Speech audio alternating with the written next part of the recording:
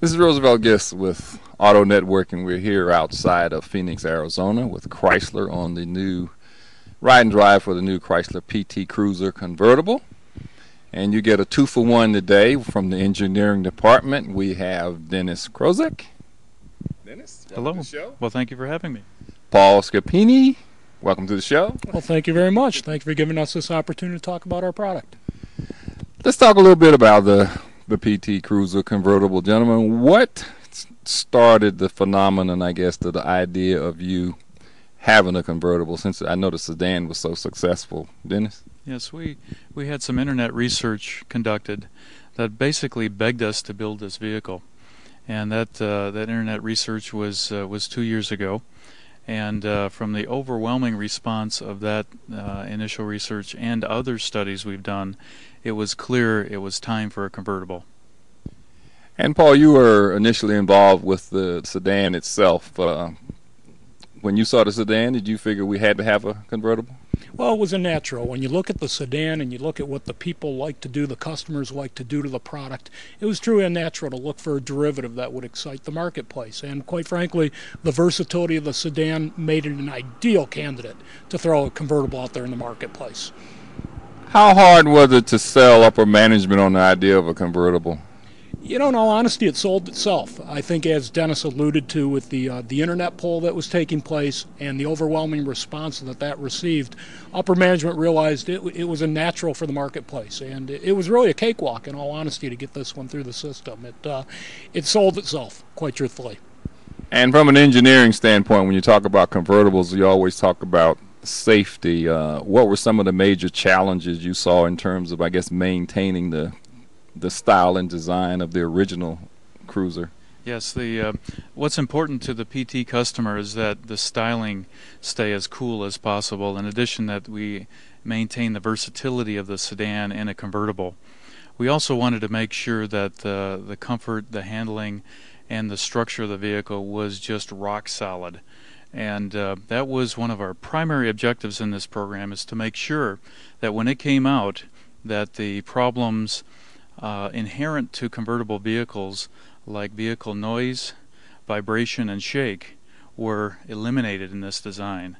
And from a safety standpoint, we have very aggressive objectives from a safety and an impact performance standpoint that we wanted to meet on this vehicle too. And both on all fronts, we think we have an outstanding design right now on this vehicle. Did you have to come up with any new technologies to put this project together? Well, we took advantage of a lot of high-strength steel. So when you look at this vehicle, and actually the cutaway we have here is a perfect example, where you can show that we utilized high-strength steel. We used some hydroform beams. We used some different gauged material, tailor-welded blanks, as we like to call them, where you can actually vary the gauge thickness within one panel. And that, of course, gave us the ability then to get the shake characteristics, to get the actual structure we needed to give the sound ride that I think you'll agree perceived itself that way on the road today. And how long did it take from the initial go to getting this car in the marketplace? I think we were kicked off. We had the official green light just about 2 years ago. So it was really less than 2 years from kickoff to actually what you see before you today, the cars that you've been driving. And you chose to go with turbos. You have two versions of turbos. Why two versions of a turbo? Well, we wanted to give the customer what he was looking for. We like to call it our V6 surrogate. So we were able to give the customer, those that wanted the high-end performance, we were able to give them the 220 horsepower turbo. And then for those that wanted to have some fun, have a solid feel below them, but yet get the fuel economy that's more, more advantageous, we gave them the 180. So we offer them really a couple choices that will fit into their lifestyle and what they're looking to do.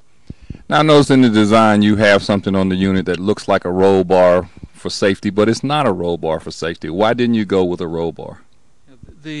What we have on the vehicle as a design cue is what's called a sport bar. The sport bar is to make the vehicle look cool, but we found in extensive wind tunnel testing that we could also make it functional.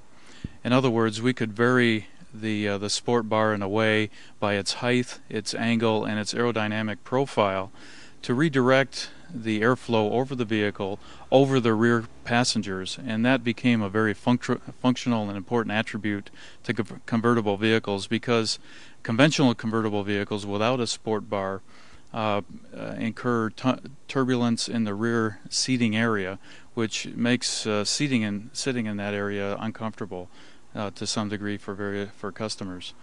As far as its structure, it is a structural member of the vehicle, but it presently isn't certified as for rollover protection. From a safety standpoint, what are some of the features you have in this particular unit? Well, again, it comes back to the side impact beams on the doors, obviously for structural integrity and for impact. We use a lot of structural foam in the hinge pillar areas and the D-tube the lower sill piece that I had alluded to. Our back seat on each side, we actually have impact foam behind our trim panel, which gives our rear occupants protection. And of course, we offer the optional side airbags for the front seat passengers as well. So I think between those features, we give them plenty of safety and a car that we can be proud of and people can feel safe driving. Great. Gentlemen, thanks for taking the time to be on the show. This is Roosevelt Gist again with Auto Network. We're here outside of gorgeous Phoenix, and it's not raining today, fortunately, so we did drop the top. And as always, please buckle up, don't drink and drive, and I'll see you next time.